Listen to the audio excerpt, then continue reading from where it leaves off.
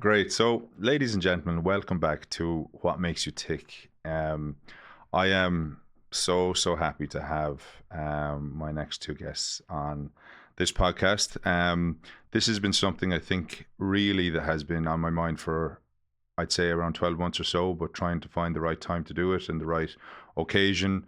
It's presented itself now, which is fantastic. I spent a bit of time in my professional life working with a company called Close Brothers Motor Finance, where I got to meet a magnificent man in Tom Fay, and got to learn all about his history and his story over many pints and many kind of coffees and stuff, and how he spoke so wonderfully about his wife Tatiana. And I'm delighted to welcome you both to the podcast, because I'm really excited to talk about your journey, your story, and hopefully help as many people as we can. So thank you both for joining me. Thanks a million for having us. Thank you. How are you? How are you feeling? Good. Good. I'm like a little kid, nervous Christmas Eve, you know. Why are you nervous? Don't need to be nervous. Yeah, I know. It's just me and you. I just don't want to let my public down. Yeah. It's tricky coming onto something like this, like a podcast, when you've never done it before. But I always try, and as I said to you before, let's just have a chat, see where the conversation goes. And having you guys on board, we wanted to kind of discuss and talk about your journey, because you guys are essentially ambassadors for a brilliant charity called First Light. And when I never heard of First Light until I met you, Tom.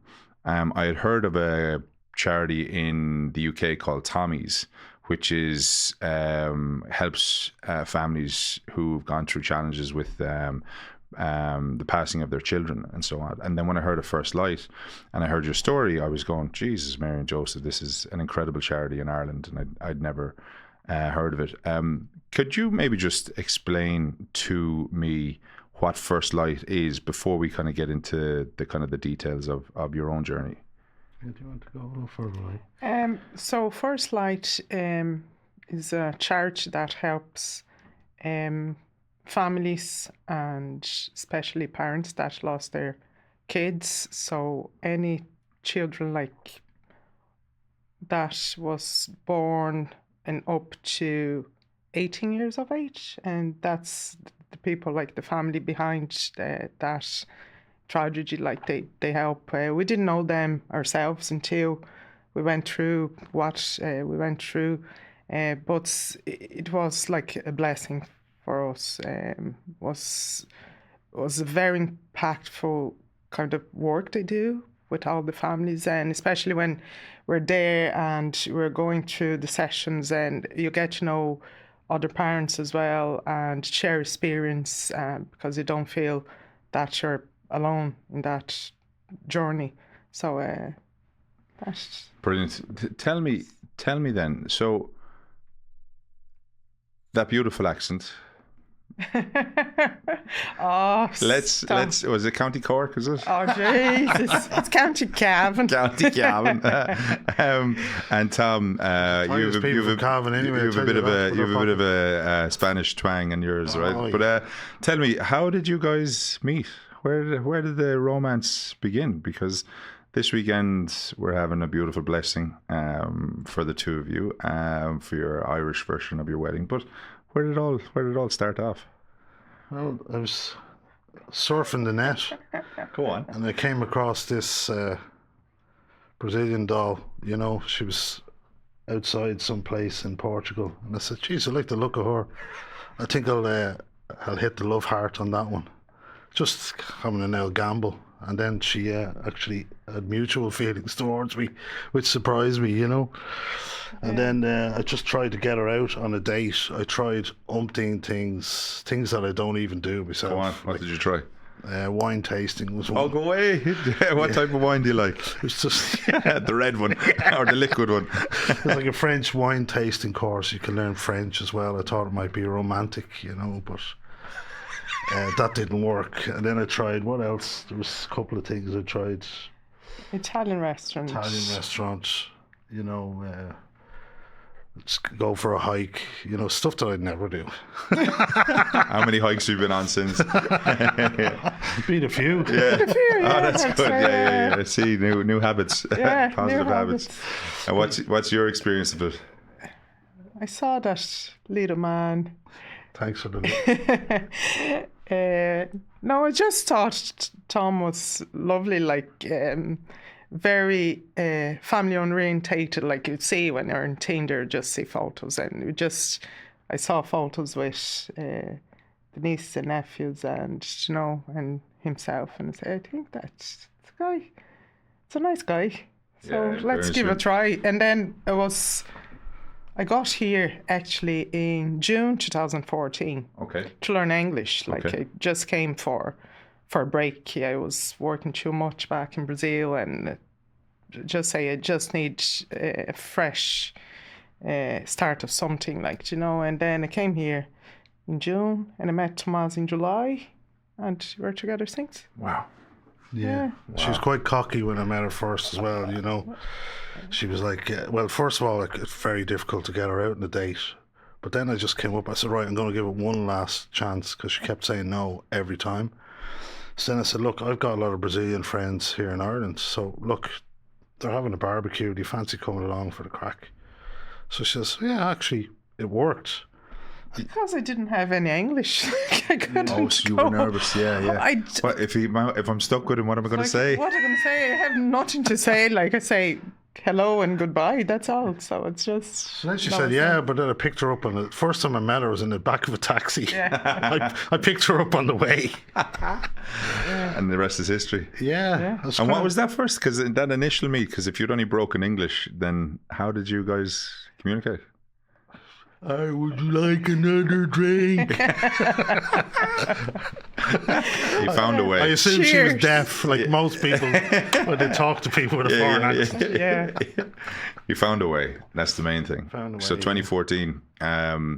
And why did you come to Ireland? So outside of being sick of work, was it like, did you have mates in Ireland, or was it like, how did you choose Ireland? 'Cause- Nobody. Because I think Ireland at the time was one of the countries that we could come and study and work, and was in Europe. I could travel around, and but I don't know, something is funny, like, because people say, but where's Ireland? Like Yeah. 10 years ago, 11 years ago now, people wouldn't know. Like now, Ireland's more exposure, I suppose, but I'd say, where's Ireland? I'd say, well, it's in Europe. It's a island there. I'm going to go there, and say, but why are you going there? I say, I don't know, something telling me to go there. Yeah. Yeah. And then there was something hanging on to you from leaving then. Yeah. Yeah. Like a little leprechaun. Yeah. Hanging on to her ankle. Please don't go.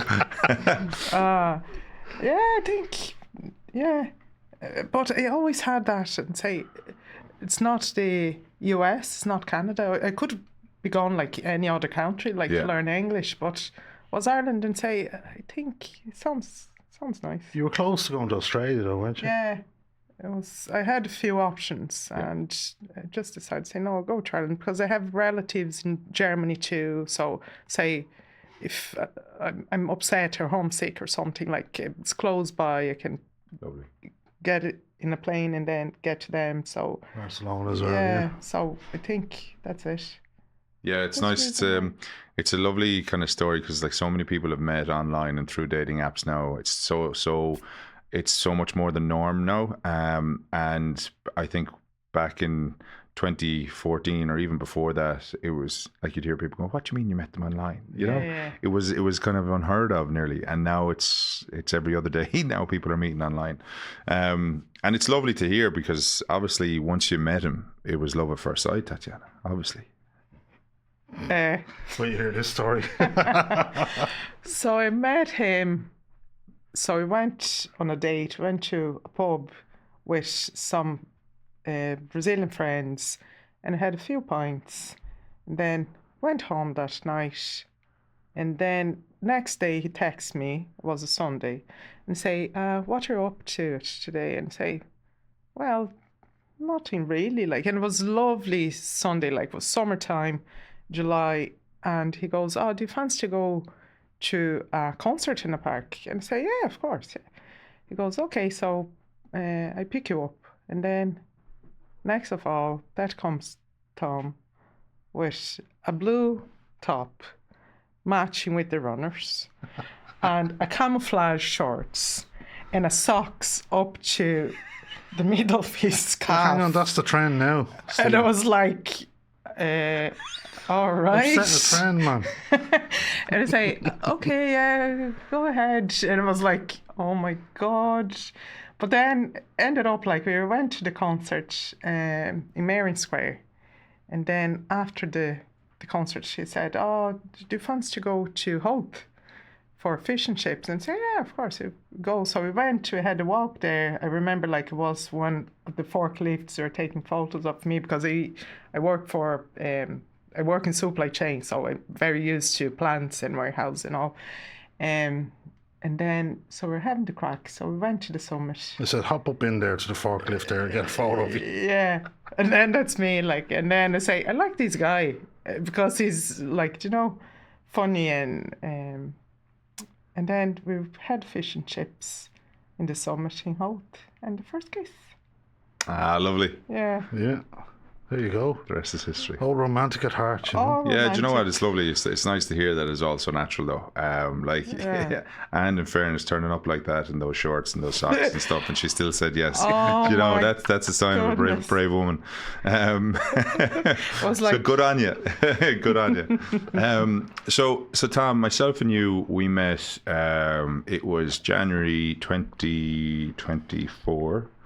Or February 2024 when I first started in to cover on the mat leave for Close Brothers, and I must say I was blown away by your welcome, and you have this unbelievable ability to defuse a situation and let somebody who's new or strange or uncomfortable, you make them feel at ease. And as soon as I walked in, I think you slagged me straight away or something.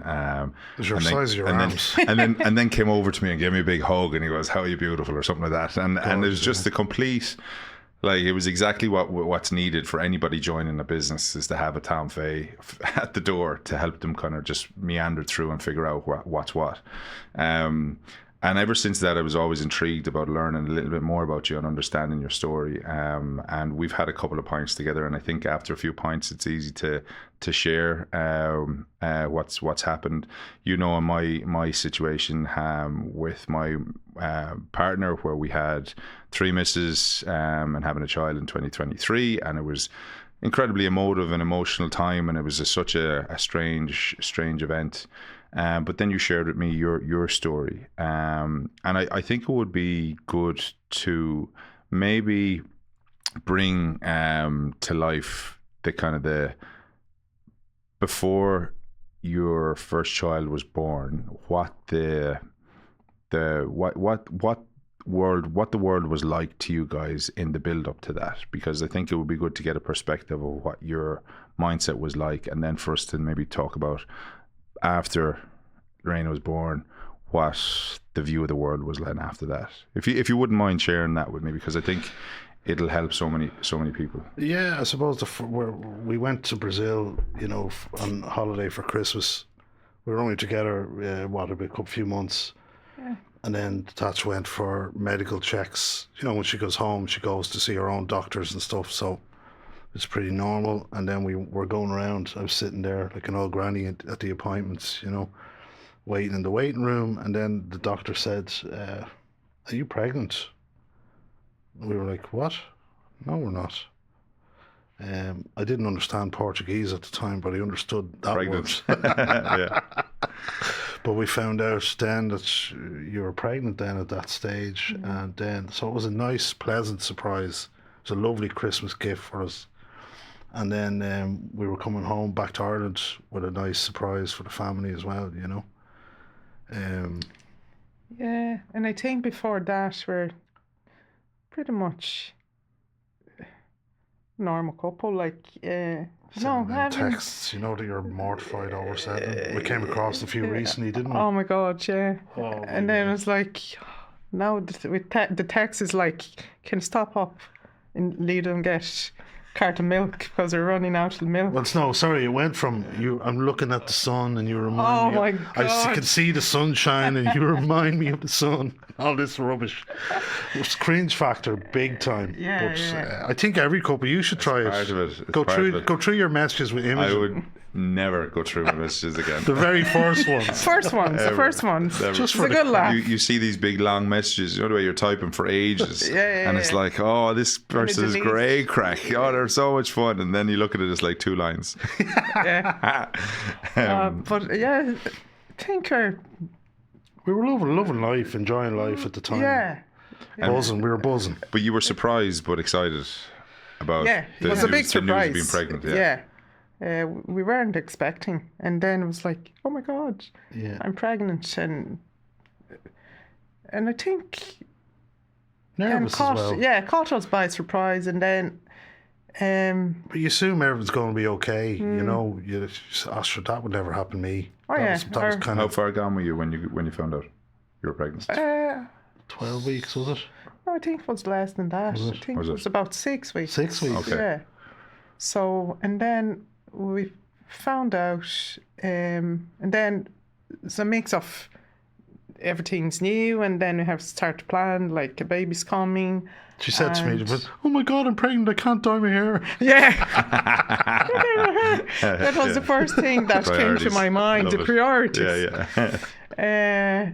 And then we came home, and then like the pregnancy was going great. At the time, I Very good, was 33, was very young, first pregnancy, no health issues. I was We're going to the doing- gym yeah, four going nights to the a gym, week. Yeah.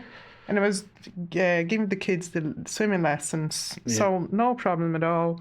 Went to the scans, no issue. I didn't have any symptoms or anything. Big scan, all good. We're getting ready because it was getting close to the due date. But then when it was 36 weeks, I started with contractions, and I said to Tomas and say, this baby, baby's on the way. Bit early. We should go to the hospital because it was early, but it wasn't that early. 36 is an early full-term pregnancy. So we went to the hospital, and then we're excited and say, oh my God, you don't have the cot set up, or we don't have the boogie yet. We don't have things because we're planning like for 4 more weeks. But okay, it would be grand to just get whatever we need to get. You know, have the essentials. Went to the maternity, and then I was admitted, and then the doctor came to check, and he goes, I can see meconium. That's when the baby, they poo in the belly, so they could see by the ultrasound. But the baby was fine, and then I was fine, and they go, look, but that's not a good sign. I don't want to scare you guys, but we have to go to an emergency C-section. And I say, yeah, fine. We go for the C-section. So we welcome Lorena to this ward. And 33. yeah, 8:33 in the morning on the 31st of July 2016.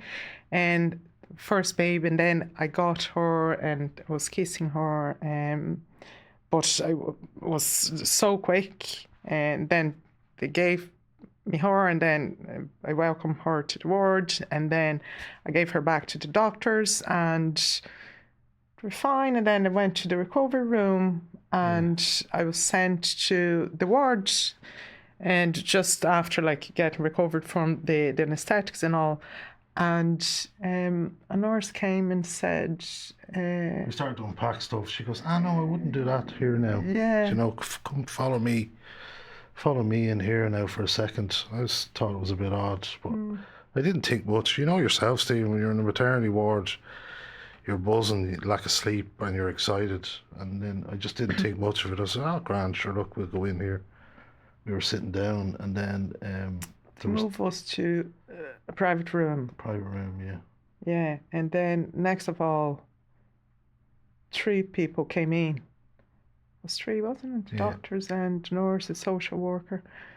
And the doctor came and said, look, I have some news to you guys. Unfortunately, they're not good news, but Lorena has Down syndrome. And then I remember being like, what? And she thought it was a lack of the English, I didn't understand. And she said, do you understand what that means? And I say, yes, I do. But I was in shock because nothing has been picked up in the scans, and that was a big shock for us because we always expect it's not that healthy children, because we have loads of kids with Down syndrome, they're healthy, but don't expect something out of the norm or something that we could potentially have to look after, more having to go to the hospitals and doctors and with all that, the care that a child with Down syndrome requires. So that was a big, okay, so, and we're like, okay, that's it. And she goes, no, we also think she has leukemia. And we're like, okay. And they said, oh, we're running some tests. We just want to confirm, but we'll let you know. And then when they left the room, we're just bawling and shocked. It's like everything was new. I think we start our grieving process in that moment because we're expecting a child without any health issues, and we knew that could potentially lead to a lot of, as I said, going to the doctors and going to place with her to looking after her health and everything. The first thing that came to my mind and say, a lot of babies with Down syndrome, they have heart problems and all, because I know some of them. And then say, and she's small, she's only 36 weeks. But then that was the first big it's shock, two big shocks. So we that was all in the first day, within hours of Lorena being born. Yeah. So, and in the way it was delivered to you, was it delivered with empathy, or was it delivered with, this is the fact, and then the way they left? How did that? Yeah, it was because they see a lot of things obviously every day. There's but every patient is the first time, right? So just be interesting to hear. Did you feel like that you had the support that you needed, or did you feel like you were a bit isolated? Felt isolated, not their fault, because I don't think it's. I think you can be very empathetic, but delivering a message like that is so difficult. But I could see the upset in some of their eyes, couldn't you? When they were telling us. Yeah, it's funny that you're asking that, because I never thought of it.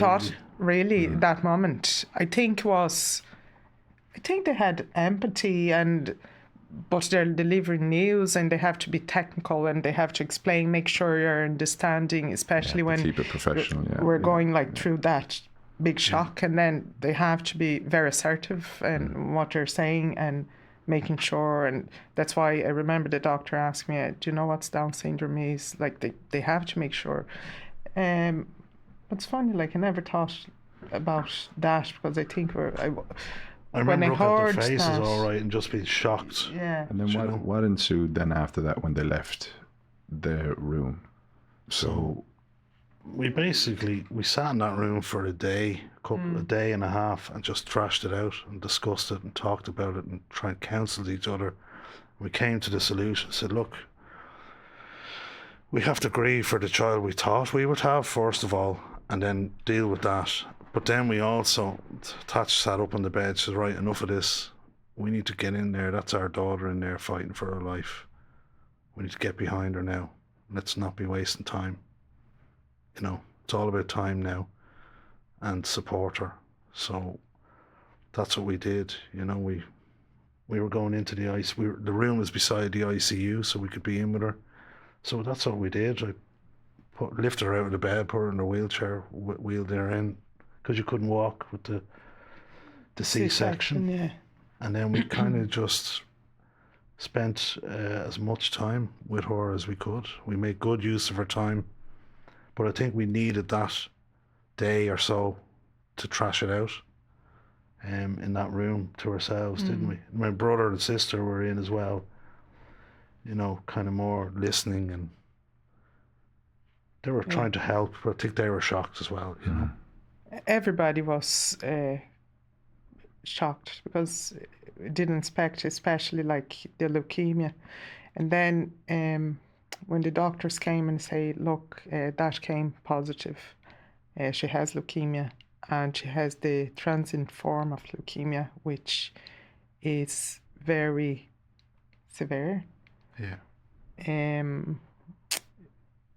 So we have to start treatment. We have to start the chemo on her, and then it's a lot of papers to be signed, consent and everything. So, and we're like, okay, so was a roller coasters like of up and down since the moment that Lorena was born.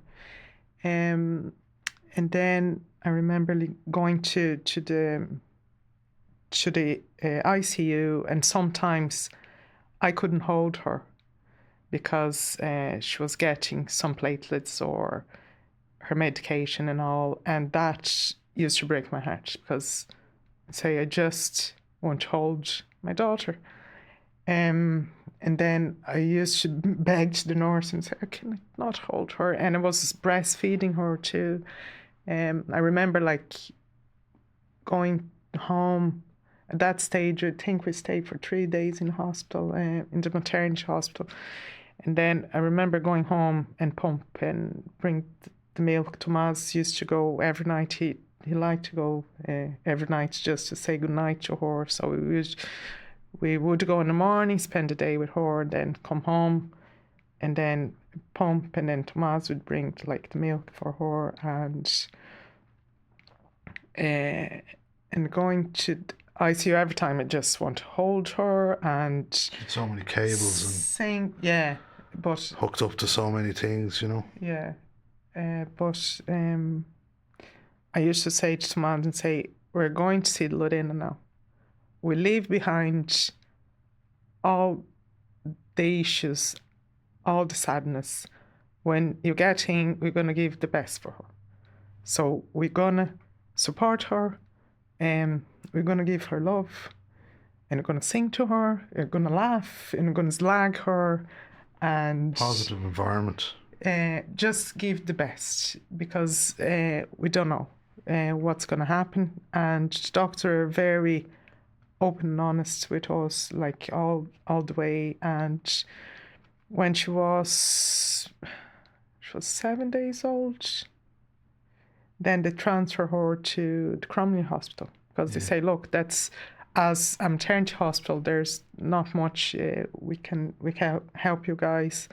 So we have to transfer there, so we're going to have a better care over there. So Lorena was transferred to the Cromley Hospital, and then they had to do a surgery on her because with all the treatment she was getting, they had to put a line on her neck. And the doctor said, look, that's could be fatal. And then again signed the papers. So the phone rang 4 in the morning, remember? They called us. Yeah. So you need to come quick. So because she was hemorrhaging at the time. Yeah. So we went over, collected my mum on the way, and my mum has like a cure for hemorrhaging. So we brought her over. She made the cure for her, and it worked, thankfully. So they got the line in, and it meant that when they were giving her injections, it was less kind of disturbing for her, because that was very traumatic for us, hearing her crying when they're trying to take her bloods or anything like that. That was tough. Just hearing that, traumatic, you know. Even afterwards, it's still, you know, even to this day, sometimes it can be traumatic. You can still hear it? If I hear certain sounds, like the noise of the machines, it just brings me straight there. You know, if I'm in the hospital visiting someone, or if I'm walking by, you know, the heart machines or monitors, you might hear beep, beep, beep, beep, or something. Like, it wasn't like that, but it brings you there to the moment really quickly. And how long did Lorena spend then in Crumlin? Another 2 weeks. Yeah.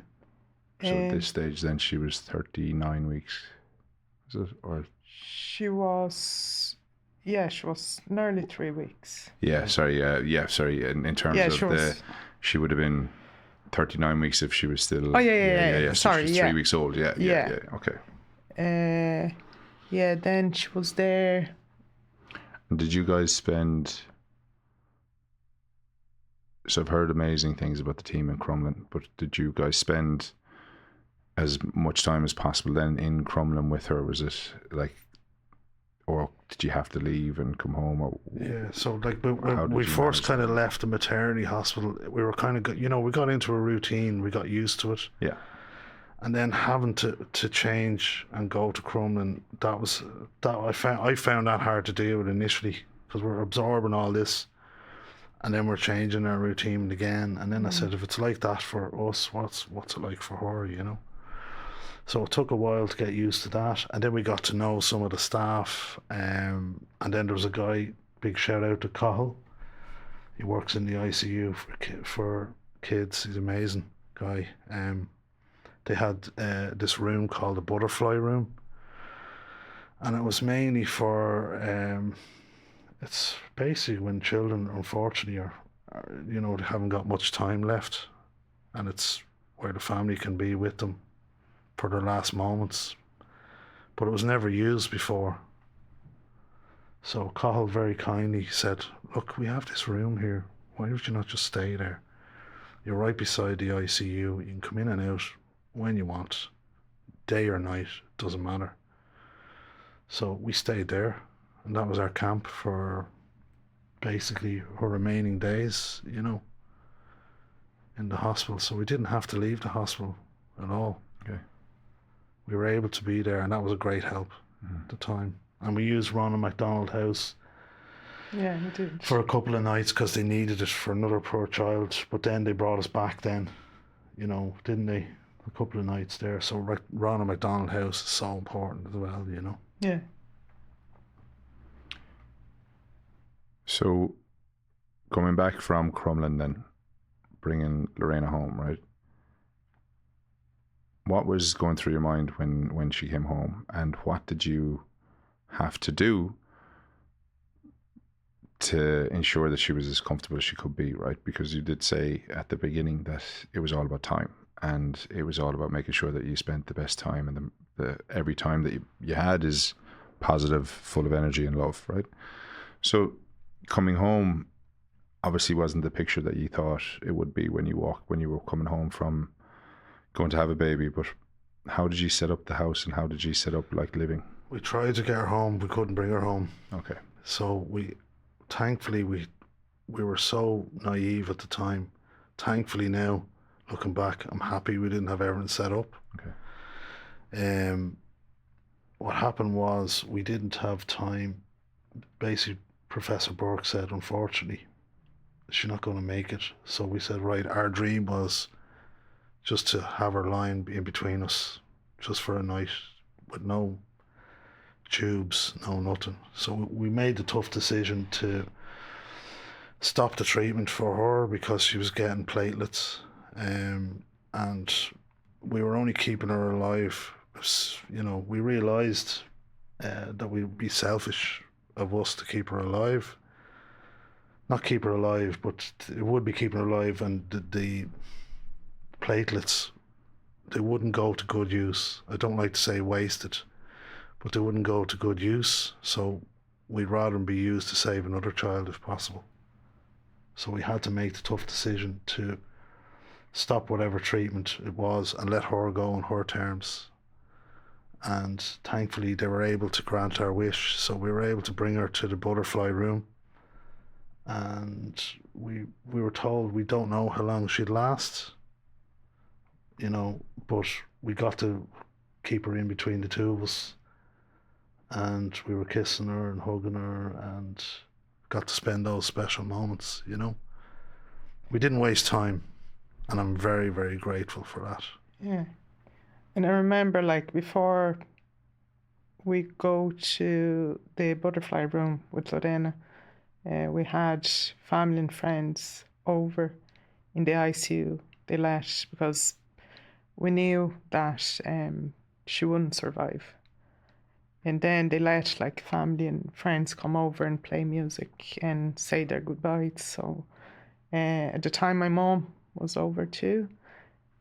She flew from Brazil, and she was there in the ICU with us. So our family here from Ireland and some of our friends went and played music, and I was holding her, and just trying to give her as much good vibes I could, even being broken.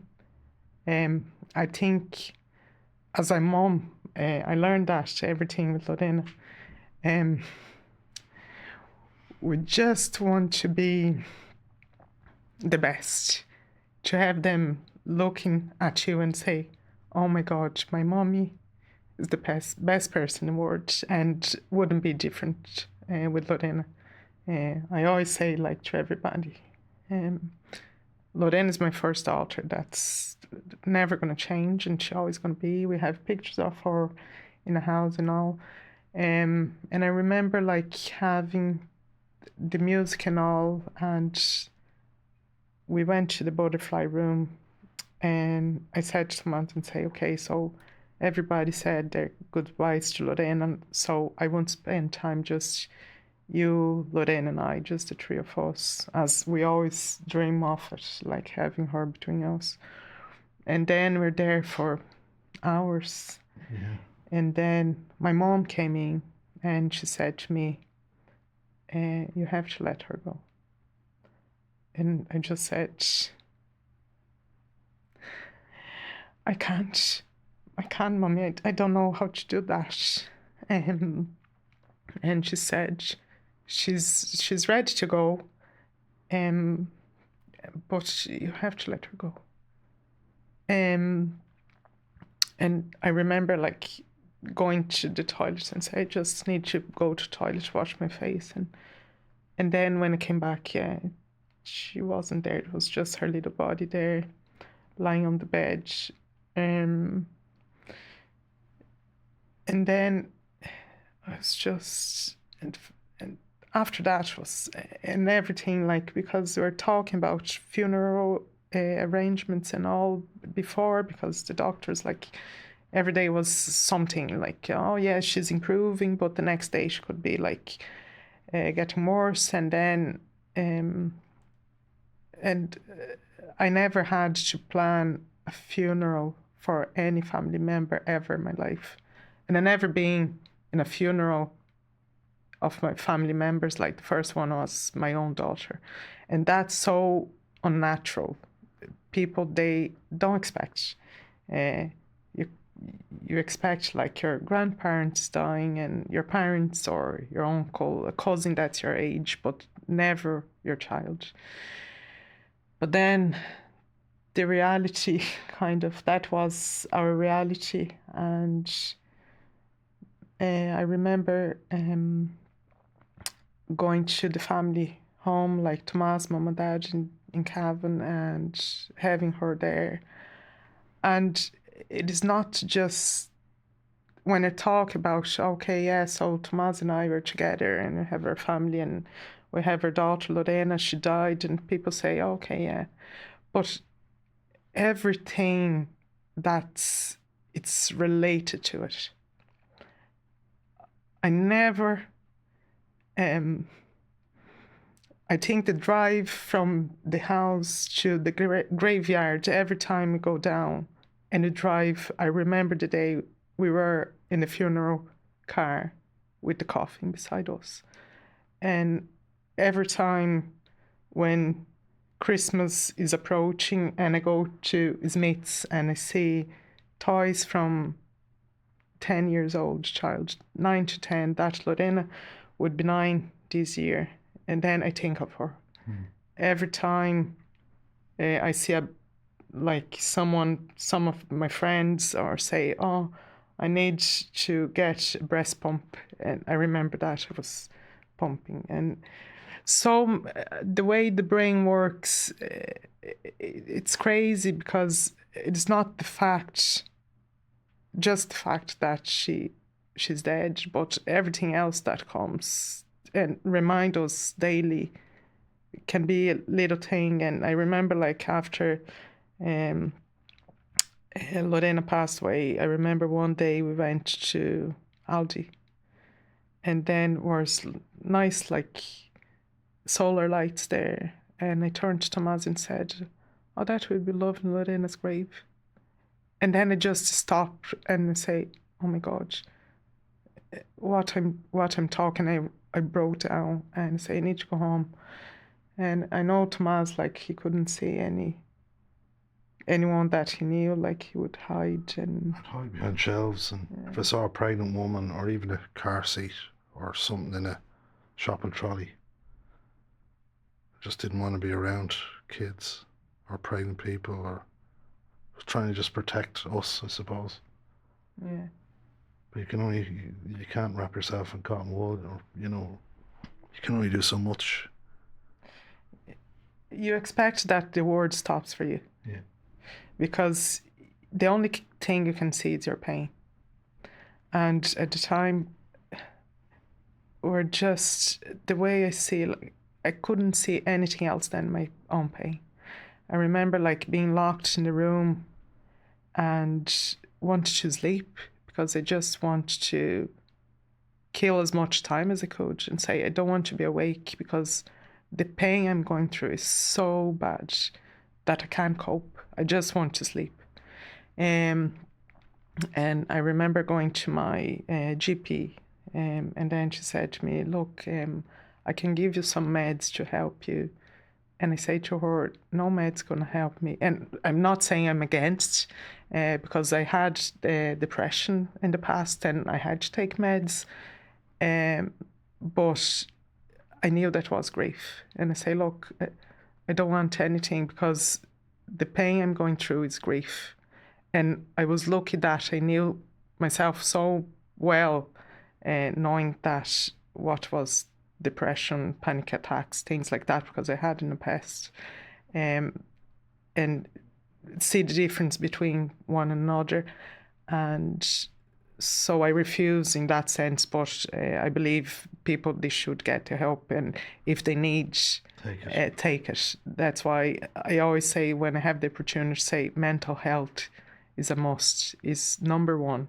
If you're not mentally healthy, your body just goes downhill. And then I remember so many things happening, and then when Christmas, and I think every First of everything was first hard. of everything, yeah. First Christmas, first New Year's, first Easter, everything until her first anniversary. To me, was a cycle that was closed out when her first anniversary came. And I say, okay, I went through all the important dates throughout the year, and that's her first anniversary. And I think when that happened, and say, I started kind of to come out of my, Your bubble a little bit, yeah. my bubble a little bit, and then trying to see things differently. And I look back, and at the time, I thought the lack of support was so hurtful, But now I understand that it's not that people, they don't want to support you or they're not there for you. They just don't know what to do. They just don't, and I don't blame them. I did at the time, but Of course, very yeah. angry. Oh, yeah. Yeah. Very angry with my best pal. Why? Really angry, because I just felt I didn't know what I needed or wanted at the time, and he didn't know what he could do for me. So, looking back now, that was wrong. Like, of course, the anger is an emotion. You have to respect it and go through it when you're grieving. But I think it was, looking back now, I know now what I needed then, and it was just, he was trying to contact me all the time, and I wanted him there, but I didn't. I didn't know what I wanted, and you didn't know what you wanted. We just wanted to keep in our own little bubble, protect each other, avoid pregnant women, car seats, hide behind shelves if I saw anyone I knew. Just became like a recluse. Would that be the right? Yeah. Kind of recluse in a way. I just didn't want to be around pregnant people or anything. Even going to work, I was a bit iffy about that, nervous. Or how am I going to handle this environment, if someone gets pregnant or something happens, or, I think that it's like going into it. I compare it at the time, it's like going into a torture chamber. And I could be sitting there looking at you the way I am now, but internally I'm having a massive panic attack. Yeah. But it's so beautiful, like how many good things Lorena brought me. I'm so much more empathetic towards people nowadays. And one example, like early days, we used to share a house with two other couples. One of those couples who are our best friends now. They're planning to have a child at the time, and then I remember a cousin of mine was over Germany. Ellie was over, and then we're dinner table just trying to having a normal life, and interact with people and chat. And then I remembered Luciano was saying, oh yeah, planning to get pregnant, and maybe like trying to lift up my spirit like a little bit. And then I would say, oh yeah, great. But then I realized that hurt me so badly.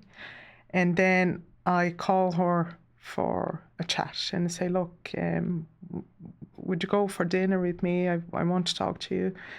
And she goes, yeah, of course. So we went for dinner, and I told her and say, look, I can't be living with you anymore because that's very hurtful. And I know you have your life with your husband and you're having plans, but I can't deal with that now. Me too. I put a lot of pressure on you to have a chat with her. Yeah. I said, I can't, you need to talk to her, what are you doing? Like, I kind of lost the head with you a little bit. It's like, what are you thinking? I can't be around babies or people that are pregnant, or I don't want to hear anything about a baby. Don't want it. It was kind of like, by the sounds of it, what I'm hearing is as everybody else's life was moving forward, yours was in pause, ours in stop. Because with Lorena being born and then you having to say goodbye to her, within the grieving model there's 7 different steps, right? And one of them is anger, but one of them is denial as well, that this has happened to me and how come it's happened to me. And also on top of that then is the world doesn't care as much about you as you care about you, which is something I learned a long time ago as well. To everybody else, they hear a story, they feel sorry, and then they move on with their life and they get on to the next job that they have. whereas you're stuck in that mindless numbness. Yeah. And it's really hard because they can close the door and walk on, whereas you're stuck in that room. And I think everything that you guys are saying is actually quite natural, but at the time you probably didn't realize it was natural. You were just angry and in disbelief. And through no fault of anybody's who was trying to live their life, but for you guys, how did you guys help each other during that time? Because there's a lot of sadness that you're trying to weave through, but still come back to each other. How did you maintain the strength and the kind of connection with each other? I remember one evening I was at home and just tidying up after dinner, and I was very irritated, agitated, like I just couldn't settle. And then I found myself shouting. I shouted at you, like, lost the plot. And then I just kind of said to myself, look, hang on a minute. She's going through the same as what you're going through. Why are you shouting at her? Like, this is me talking to myself. I always think when I'm in the shower, by the way, with a lot of stuff. But this time I was just doing the dishes, and I just said, what are you doing shouting at her? She's going through exactly the same. And that evening, I just had enough. I couldn't. I've such a great family and friends, and they do anything for you, but even they couldn't help me. And my best pal Phil couldn't help me. But I just got so angry, and I just said, we have to do something here. This can't continue.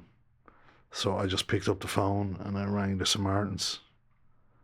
I said, look, help me. I'm in dire straits here. I told the story. Got talking to a lovely guy on the phone, and he said, look, I can't help you. But fair play to him, he listened to the story, he heard me out. And then he said, look, I can't help you, but I know someone who can. It's a charity called First Light. I was like, okay, what's that all about? They said they kind of specialise with people who have lost a child, albeit,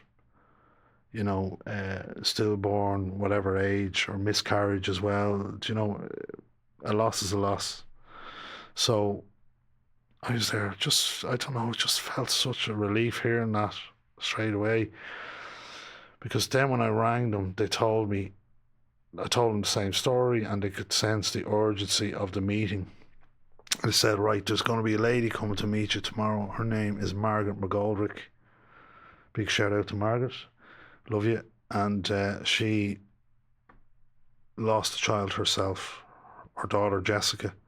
She had a very, very high powered job in KPMG, and when she lost her daughter, she quit. And she chose to help people, kind of like why we're here, to help people and become a counsellor. So as soon as we heard that she lost a child, it was like at last someone understands what this pain is like, because I felt like we were just walking around like zombies, like a disease that no one knew what it was we had, and some people, God love them, were hiding from us too, and we hid from them. Yeah. And there's my best pal trying to ring me, and I'm ignoring his calls, and then I giving out to him saying, you weren't there, but he was there. He was there. And I know for a fact, if I had have asked him to do anything, he would have done it. And he came to our wedding in Brazil, and I had a lovely chat with him about it. And, I can't remember whether he shed a few tears or not, but it was a lovely moment for me. That was the icing of the cake for our wedding. Sorry, love, but it was nice to have that chat with him and apologise to him, because I know he would do what anything he could. And I think that's where people lose friends, when they lose a child, because their friends don't know what to do, and the people that lost a child don't know what they need. And that's the message I want to send out to the next Tom and Phil. Unfortunately, won't be the last. All you need is someone just to listen, and they're not meant to have the answers. Yeah, even if you have family and friends around, it's a lonely journey, because nobody understands your pain other than your partner. So I remember like I couldn't be a second far from Tomas. Like I needed him all the time beside me. Like if we're going to shop, we would go together. If we're going to someone for a cup of tea, we had a code, like, and say, if I pinch your elbow, you have to get out. And I'm so lucky and so glad that I have these men, like, because it was so important having his support. And I never ever gonna forget, like, even when I was in the maternity, like, and I was bleeding because I had a C-section, and one day he was changing my socks and everything, and because I couldn't move, and even in that sad moment, I look at him and say, I have someone that have my back here. And Always. And I think the reason why we like our relationship so great and we get along so well is because I know that I can count on him, and because he was there for my darkest and saddest moment. Like, And me, you were there too.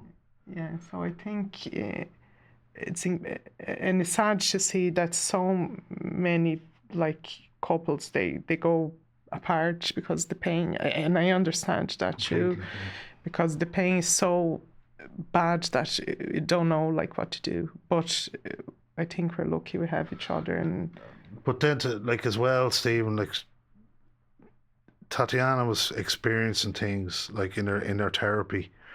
She was bringing up a lot of subjects, so she was thinking ahead of me. So, like, by her thinking ahead of me, she was actually counselling me ahead of myself, if that makes sense. Yeah. So she might be thinking of something. Try to think of an example. You might be thinking of something in particular. How do I react in this situation or that situation? I mightn't have thought about that. But then we discuss it in the opening counselling session. So I was healing quicker through her because she was bringing up things that I wouldn't have entered my mind. They probably would have later on down the road, but she brought them up at an earlier stage, and I believe it helped in my recovery a lot quicker. Yeah.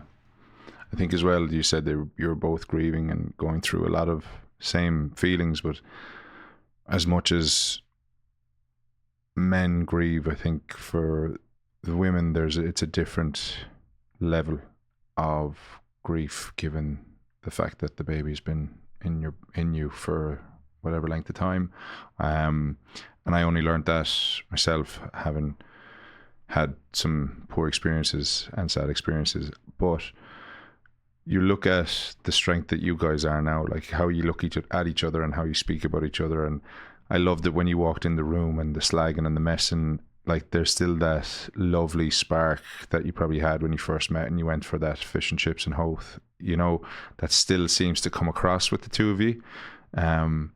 And what I would take out of what you're saying here is that there's no right and wrong way to grieve. It's a process that you have to go through. But if you can find the help as quickly as possible, the likes of First Light, to have those conversations. And as you said, when you had that phone call, that you felt that somebody understood you, because unless you've lived it, nobody can understand it. And there's only a certain number of people in your locality that potentially have been through it, or in your friendship circle that have been through it, and sometimes nobody has. So to get the strength to go and speak to somebody and to go to First Light, I think was phenomenal. I also think as well, like you still talk so fondly about Lorena, and the fact that you are, like when I was away in Portugal in August, you took a day off and you had a lovely day together as a family in remembrance of her. And your family has grown since, right? And the I've no doubt the experience of what Lorena has taught you has helped you become even greater parents. Because do you want to talk about your latest additions and all the rest of your family? Because I think it would be remiss not to mention the journey that you've been on since 2016, and how far you guys have come. Yeah, so I think part of the recovery was rebuild our life back brick by brick. That's what we did. We did it very slowly. And this time we planned Lorena, or Lily. It took a bit of work, but I was in no hurry to come to a conclusion. But yeah, well said, Tom. But yeah, like Lily came along, and it was. Do you know what? It was also a challenge mentally as well, because even with Gabriella pregnancy, when we, that day I was spooked, we were talking in the canteen about it. Mm-hmm. The old trauma comes back into play, going into the hospital, the noise of the machines again, you're hearing them all again, the smell of the hospital, the little blankets, the blue blankets, the blue blankets, even the noise of the lift, it's traumatic, but we made the best of it, didn't we? Yeah. We said we're going to enjoy this experience. Yeah, and that's why the counselling was so important, because up before Lily was born, Lily's our second child, she was born 2 years after Lorena. We're going to counselling. I was pregnant and we're going, and I had to have in my mind to say, okay, so I'm pregnant now. That's a different child. It's a different story. And I'm a different mom. Better than I was for Lorena, and going to be better and better and better. And that was so important. And then Lily came along, our rainbow baby. Yeah. Yeah, she's 7 now. But what we did was... Why do you call it a rainbow baby? Because a rainbow baby is a baby that comes after loss. Okay. So we call a rainbow baby. I always say you bring the light. You brought the life. I tell her every day. So you brought the light back into our life, and you're a grandmother who's a spiritualist. She used to smoke a pipe, and she'd blow the smoke into my face like that. But it was to get the spirits around me, to bless me, kind of thing. So one time she grabbed my hand and brought me in. What do you call it in Umbanda religion? It's like an altar, isn't it? Yeah, conga. Conga. So she brought me into the conga, over to where the beads are, and she just held my hand, and I could feel the energy off her hand. And she just said to me, translated by her cousin, she said, look, your Lorena is with God. She is where she needs to be. And she says, your Lily is the light. She accepted that mission to become your daughter. And you accepted the mission to become her parents. And her mission here, more than likely, is probably to bring the light back into your life. So that's what she did, and she loves when I tell her that, doesn't she? She does, yeah. We're coming here today, and she goes, are you going to a podcast? And say, yeah. Are you going to talk about me? And I say, yeah, I will. So I can't say what I said that I would tell in the podcast, say, you can't say that, Mommy, but it's about... You can say it. You can say it. Say whatever you want. Smelly feet, I was slagging her. Or smelly feet. Smelly feet. Say, no, Mommy, I'm not smelly feet. And say, I'm just joking. And no, I think, yeah, so, and then we had Lily. She's great. But then we're trying again for another baby. And we had a miscarriage in 2020, and then trying again, and I had another miscarriage 2022. So we started investigation. The reason why, because I was like 40, over 40. That's Geriatric. I was geriatric Medical term, pregnancy. I'm not sagging. And then because we had Lorena had Down syndrome, and then we had Lily, it was perfectly fine, and then miscarriage number 1, miscarriage number 2, and then the doctor say, look, we can't find anything wrong, so we're gonna if you get pregnant again, you're gonna go through this route. So, and I got pregnant again, and we had Gabriella last year. It And was a lovely experience. Yeah. Lovely experience, yeah. Yeah. You know, I said initially I didn't really want another child. More so because I didn't want the trauma of having to go through each appointment again, each scan. Because before every scan, again, you're expecting no heartbeat or something to be wrong every time. That chimp on the shoulder we talked about.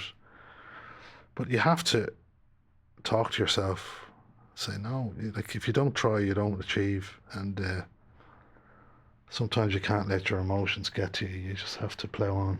You have to take the risk. If there's something that you want, you don't know. That's what I used to say. I say the only thing that we're 100% sure that's going to happen in your life, that's one day you're going to die. So we don't know if it's going to be first few hours, when you're 100 years old, when you're 50, when you're a teenager, and that happens all the time. And that's why I try to speak that openly to people, when even at home, like with the girls, and say, oh, that's life is great. We're here and we're healthy and we're happy.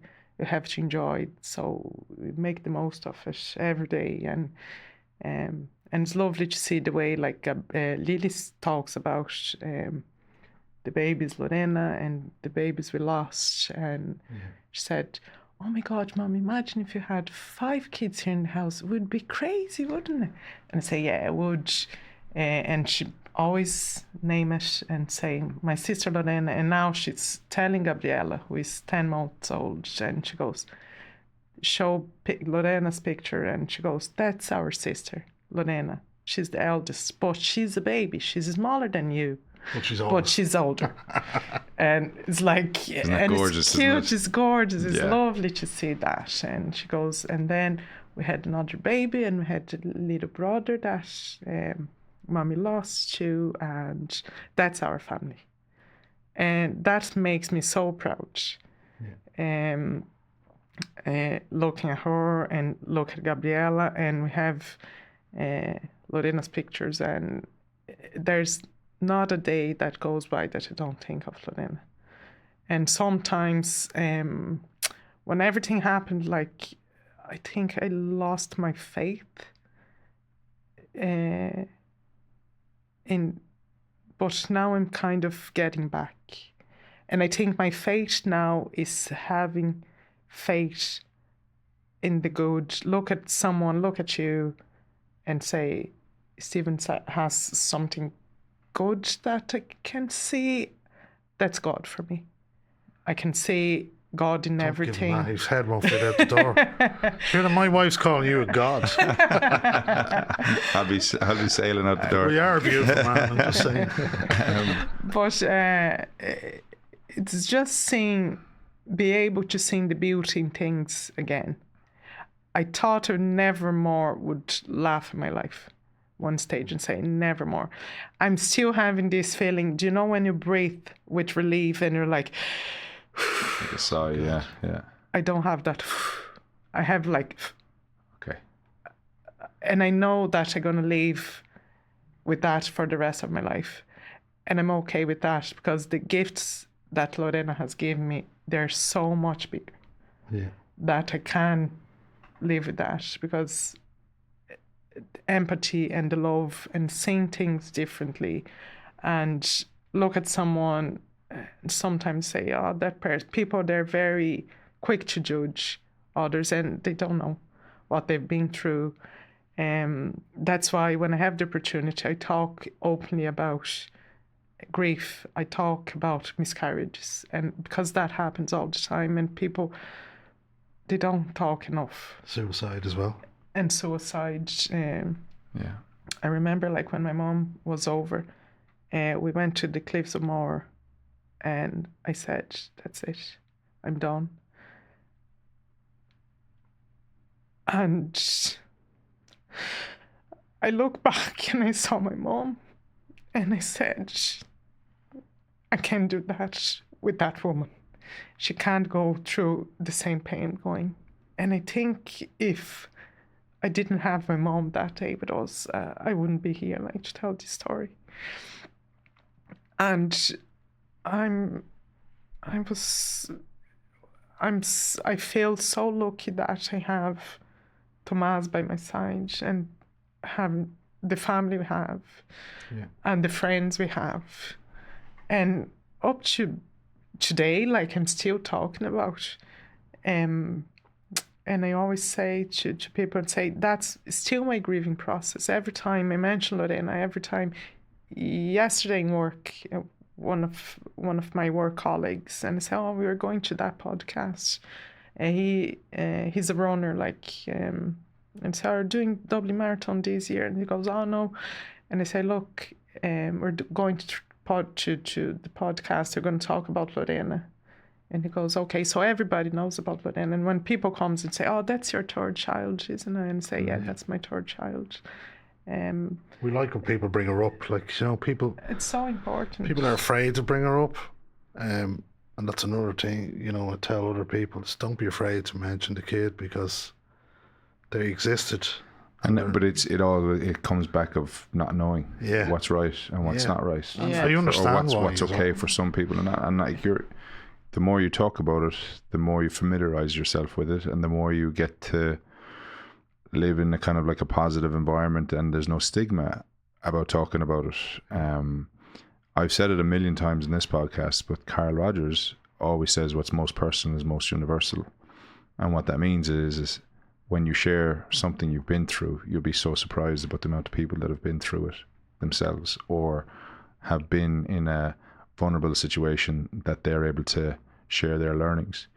I do think if you guys just take a second and look in the mirror when you go home, I think you should pat yourselves on the back for the openness and for being brave enough to be vulnerable on this podcast, but more importantly with people in your everyday life, to share your story and to what's beautiful is that every time you talk about it, there's an emotion that still comes through because it's so important. I feel that your story will help so many people. What I'm taking from it is that there's no right and wrong way to grieve. There's just the way you know.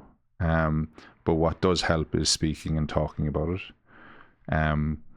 It's amazing how Lorena has created in you guys incredible parents who are using Lily as the light, but now Gabriella as well.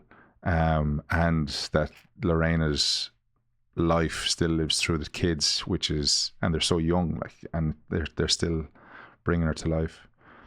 You mentioned the Dublin Marathon, and I think it's people who've listened to this will hopefully want to help, right? And now we're not asking everybody to run the Dublin Marathon, right? But with Close Brothers Motor Finance, the team that we've worked with closely, Tom and me for 18 months, but you for nearly a lifetime now at this stage. 13 years. Yeah. So that's for murder. four members of the team, I think it is, are choosing to run the Dublin Marathon and raise money for First Light, given the impact they've had on your life and how they've helped, but also how they've helped so many other people. I'll put in the show notes, there's a link for people to donate if they wish, and maybe leave a little message, maybe their own experience or even just a little word of encouragement for the team. But from your perspective, how important is it for the team and Close Brothers to support First Light and also indirectly support you guys? Well, I suppose from our office, a couple of staff have had losses, and they've availed of the services of First Light. I think Donald, our CEO, and the management team have always been supportive of me and us on a personal level. And I feel that, remember, I think Donald said one day, we feel part of this journey, Tom. Remember him saying that to me, and he's right. Everyone in the office was part of that journey, because during the pregnancy is all we talked about, and everything, and anything I've ever asked for support on, I've always been given it without question. So it's lovely to have that team environment and feel that you're cared about, because good people in there. We need to look after each other. Yeah. That's when I first saw you that day. I said, at last, it's a fine big man here. He can look after me. Gladly. I'll always put my arm around you and look after you. I think you look after me and everybody else. But I think you do it with a smile. And I also think it's important that you don't do it out of a facade, right? You're going through your own turmoil and troubles and challenges as well. And you're not afraid to share them now, from what I've experienced. And I think that's a incredible strength, especially in a man, where a lot of lads don't know how to talk. And while you have two girls, I think it's important that you're kind of showcasing the type of man that they will be lucky to meet in the future should they go down that route, or the type of person. And I think in yourself, Tatiana, like, we've met a couple of times, but never had this kind of such in-depth and emotional conversation. I think you're an incredible mum. By the sounds of it, you've put manners in him, which is great. But what I do love is that you can see the love and the genuine care for one another. It just exudes out of your conversation. The girls are very lucky to have you as their mum, and the fact you're able to compartmentalize and go, right, this is what we need to do in all focus to support Lorena, support Lily, support Gabriella. Like, that's selflessness that I think every parent likes to think they have, but not necessarily have, but you have it in spades. So I tip the hat to you. I think you're doing an incredible job.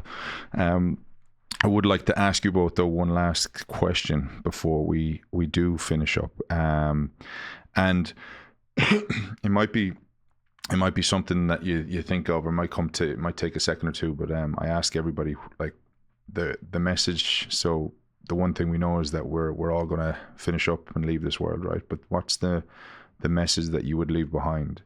If you consider that you have a billboard and you're driving past it and you nearly have 3 seconds just to pick up that message, what is the message that you guys would leave behind, and why? Enjoy every minute. Yeah, I would like to heal your mind. If you break your arm or your leg or something happens, you go to the hospital. Why should your mind be any different? Because your mind controls your body. If you lose your mind, you have no body. So look after your mind, and don't be afraid to get the help it needs. You might necessarily need help, but just have it checked out now and again. What's the problem? Yeah. Don't be afraid. You're not a lunatic. Love it. This has been a superb conversation. Thank you both for spending time with me, for taking time out to be part of this. I hope whoever does listen to this conversation can take away from it the importance of speaking, the importance of asking for help, and not being afraid to grieve or to heal in a way that works for you. Don't worry about the rest of the world and what they're doing, because they're going to do it regardless. It's important that you take the time to look after yourself in whatever way that is, and try be kind to yourself as well. We can be it's so easy to say negative things to ourselves, but one lesson I've always had is that if I won't say it to my best friend, I can't say it to myself. So with that in mind, thank you all. Thank you both so much. Thank you, mate. I'll put all the notes in the show notes, all the links and everything into the show notes. Reach out to me if you want to chat. Yeah, how could they reach Doesn't out to you, matter. Tom? Just drop me a direct mail and LinkedIn. I'll put or- in your LinkedIn link or even Yeah. your Instagram, and same to yourself, Same Tatiana. here, Yeah. yeah. And I think you might be surprised the amount of people that'll reach out and be in touch. But thank you so much. Thanks You're a million. incredible. And on to the next one. Thanks a Pleasure to million. be here. Thanks a Thanks. million.